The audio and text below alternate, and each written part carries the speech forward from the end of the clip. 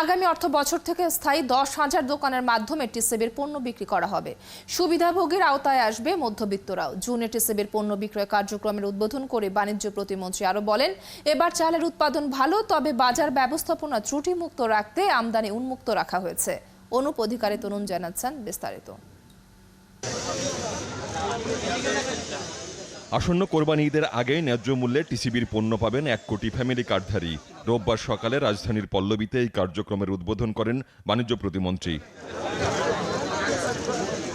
গত মাসের মতো এবারও 100 টাকা দরে 2 লিটার সয়াবিন তেল, 60 টাকা দরে 2 কেজি মসুর ডাল ও 30 টাকা দরে 5 কেজি চাল কিনতে পারবেন ফ্যামিলি কার্ডধারীরা। গত মাসের মতো এ মাসেও বিশেষ বরাদ্দে শুধু ঢাকায় 70 টাকায় 1 কেজি চিনি বিক্রি করবে টিসিবি। বাজার থেকে কিছু কম রেট আছে এখানে, এটা আমাদের জন্য সুবিধা আছে। মাসে 2 বার দিলে আরো ভালো হয়, কারণ আমাদের কামাই আলো মানুষ নাই, আমরা বেসাহারা আছি, মাইয়া কাম করে আমরা চলি। 5 কেজি চাইলে তো আমাদের হয় না, বেশি হলে 5 দিন খাই আমরা। এই যদি 30 কেজি চাল পাইতাম, 5 কেজি তেল পাইতাম, তাহলে আমাদের মাসেরটা হতো। আমি কাজ করি, কাজ ফেলে দিয়ে এখানে আসছি, সেই পরিমাণে তো আমাদের হচ্ছে না এখানে। আমাদের 1 মাসে কি 5 কেজি চাইলে হয়? তেল 2 কেজি দেয়, তাতেও হয় না। ডালটা মোটামুটি টাইনা কিছু নেওয়া যায়। বাণিজ্য প্রতিমন্ত্রী বললেন, রাশিয়ার সহযোগিতায় 10,000 স্থায়ী দোকানের মাধ্যমে আগামী অর্থ বছর থেকে পণ্য বিক্রি করা হবে। তার আশা এতে সুবিধাভোগীর সুবিধা বাড়বে।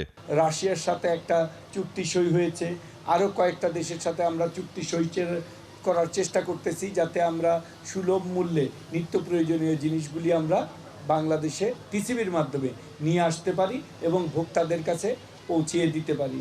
আমরা যদি দোকান স্থায়ী হয়ে যায়, তাহলে আমাদের প্রায় 10,000-এর মতো একটা নেটওয়ার্ক তৈরি হবে। সেই নেটওয়ার্কে আমরা কিন্তু শুধুমাত্র এখন তো আমরা দিচ্ছি নিম্নবিত্ত, নিম্ন মধ্যবিত্তের জন্য জানি আমরা ন্যায্য মূল্যে আমরা পণ্যের সরবরাহ করতে পারি। আমাদের সেই পরিকল্পনা আগামীতে আছে।